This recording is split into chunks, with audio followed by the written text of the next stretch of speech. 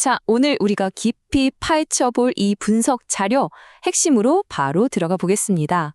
요즘같이 정말 팍팍하고 혹독한 경제 현실에서 살아남으려면 말이죠. 왜 우리는 과거의 낡은 사고방식을 완전히 버리고 그야말로 환골탈태를 해야만 하는 걸까요? 그 시급하고도 필수적인 과정을 지금부터 함께 짚어보겠습니다.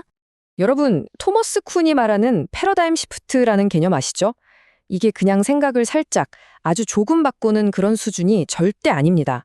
마치 곤충이 성장하려고 자기 몸보다 단단한 껍질을 찢고 나오는 고통을 감수하잖아요.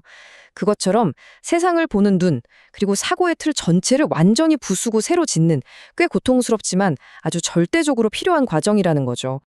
네, 그래서 오늘은 1장 창조시대의 패러다임부터 노동소득의 함정, 대안으로서의 시스템 소득, 나에서 우리로의 전환, 작은 돌뿌리를 조심하는 법, 그리고 마지막으로 천천히 꾸준히 나아가는 법까지, 거시경제 변화부터 우리 일상 속 동반성장의 습관까지 핵심적인 6단계를 빠르게 살펴보겠습니다.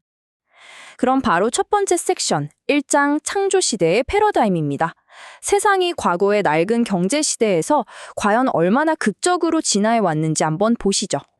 생각해보면 우리는 이미 육체 노동이나 정해진 루틴이 전부였던 농경시대 그리고 산업화 시대를 지났습니다. 지금은 완벽한 창조시대 한가운데 서 있죠. 이 창조시대에서는 끊임없이 적응하고 유연하게 대처하는 창의성만이 생존 무기입니다. 그런데 만약 지금도 과거의 노동 중심적인 사고방식만 고집한다? 그건 정말이지 확실하게 경제적 도태로 가는 지름길이 들 수밖에 없습니다. 이어서 두 번째 섹션, 2장 노동소득의 함정입니다. 매일매일 나의 노동력 하나에만 의존해야 하는 현대 근로자들이 지금 직면한 진짜 뼈아픈 현실을 한번 들여다볼게요. 여기서 우리가 정말 주목해야 할 심정을 철렁하게 만드는 충격적인 숫자가 하나 나옵니다. 바로 71.3세. 이게 무슨 뜻이냐고요? 현재 우리나라 경제 상황에서 사람들이 생계를 유지하기 위해 어쩔 수 없이 계속 일해야만 하는 실질적인 은퇴 연령입니다. 서류상으로야 60대 은퇴라고 하지만 실제 우리의 현실은 70대가 훌쩍 넘어서까지 계속 노동을 강요받고 있다는 거죠. 정말 무섭지 않나요? 여기 나온 데이터를 보시면 아시겠지만 이건 단순한 통계가 아닙니다. 65세 이상 어르신들의 취업률이 무려 29%나 되는데 빈곤율은 세계 최고 수준이거든요. 게다가 청년 4명 중 3명은 아예 노동시장 밖을 걷돌고 있고요. 평생 동안 뼈 빠지게 일해서 번 그 노동소득만으로는 결코 안락한 노후를 보장받을 수 없다는 아주 잔인하고도 명백한 증거인 셈입니다. 자, 그럼 세 번째 섹션 3장 대안으로서의 시스템 소득입니다. 이 무서운 노동소득의 함정에서 도대체 어떻게 벗어나서 시스템 소득으로 넘어갈 수 있을지 그 대안을 살펴봐야겠죠? 우리가 노동의 굴레에서 완전히 벗어나서 스스로 돈을 벌어들이는 시스템 소득을 얻는 길은 딱 3가지로 요약됩니다. 거대한 대기업을 직접 세우거나 수십억 원을 들여서 아주 비싼 대형 프랜차이즈를 사거나 아니면 기존에 잘 만들어진 네트워크 마케팅 시스템에 합류하는 겁니다. 솔직히 앞에 2가지는 우리 같은 평범한 사람들에겐 너무 꿈 같은 얘기잖아요. 진입장벽이 절망적일 정도로 높으니까요. 그렇기 때문에 거대한 자본 없이도 나만의 시스템을 구축할 수 있는 이 네트워크 마케팅이 평범한 서민을 위한 시스템 소득 창출에 유일하고도 현실적인 대안으로 떠오르는 겁니다. 다음은 네 번째 섹션 4장 나에서 우리로입니다. 이 독특한 네트워크 시스템에서 성공하려면요, 성공이라는 것 자체를 바라보는 우리의 근본적인 패러다임, 이걸 완전히 바꿔야만 합니다. 솔직히 우리 다 나 혼자 잘 살고 싶어 하잖아요. 그런데 나 먼저 챙기려는 그 나 중심의 생존 본능이야말로 시스템 소득을 만드는데 가장 큰 장애물입니다. 이 분야에서 크게 성공한 사람들의 공통적인 사고 습관을 분석해보면 철저하게 우리 중심이거든요. 내 이익보다는 파트너의 성장에 먼저 헌신하고 일상생활 속에서 파트너의 고민을 진심으로 들어주면서 굳건한 신뢰를 쌓는 이런 구체적인 행동들.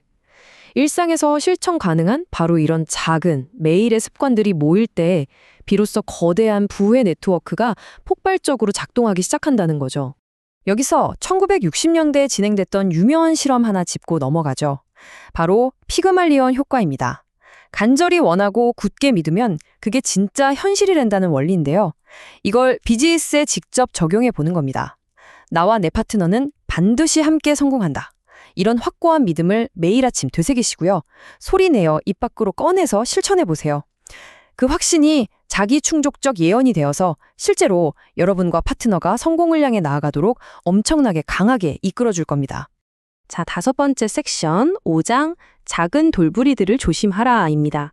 파트너들과 함께 시스템을 만들어갈 때 우리가 일상적으로 마주치게 되는 진짜 현실적이고 감정적인 도전 과제들에 대해 이야기해 볼게요. 여러분한테 질문 하나 드릴게요.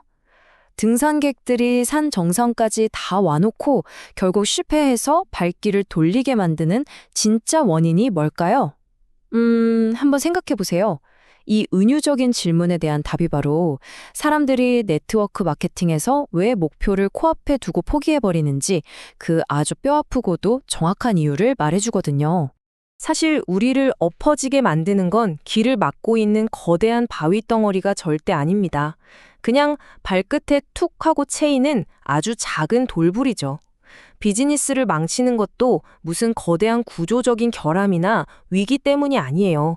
오히려 파트너와 겪는 사소한 말다툼, 알량한 자존심 싸움 같은 아주 작은 충돌들이 원인입니다. 감정이 욱하고 올라오는 그 순간 딱 3초만 심호흡을 하세요. 그리고 내 감정부터 객관화하는 사소한 감정 조절 연습을 시작하는 겁니다.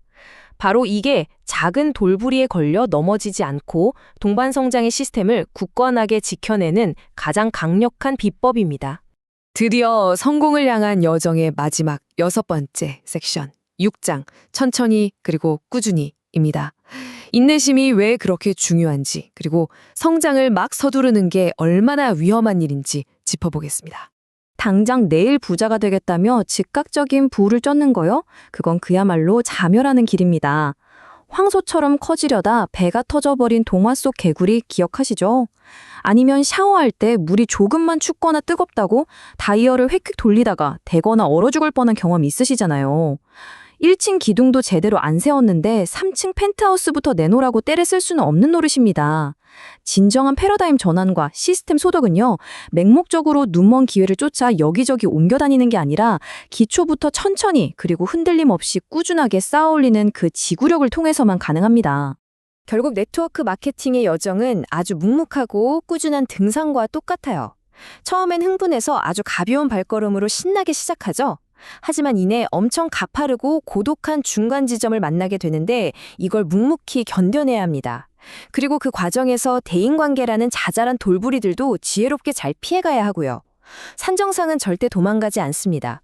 천천히 그리고 꾸준히 나아간다는 원칙을 지키면서 포기하지 않고 끝까지 오르기만 한다면요. 마침내 그 정상에서 달콤한 성공과 휴식을 만끽하실 수 있을 겁니다. 자, 이제 마지막으로 여러분께 이 도발적인 질문을 던지면서 마무리할까 합니다. 여러분은 과거의 낡은 사고방식을 완전히 벗어던지고 나의 매일매일의 감정을 마스터하면서 파트너와 함께 진정한 시스템 소득을 향해 꾸준히 올라갈 준비가 되셨나요? 나를 버리고 우리를 선택하는 이 패러다임의 전환, 이건 단순히 돈을 벌기 위한 경제적 수단이 아닙니다.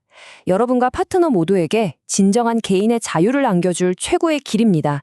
부디 이 굳건한 등반을 멈추지 마시길 응원하겠습니다.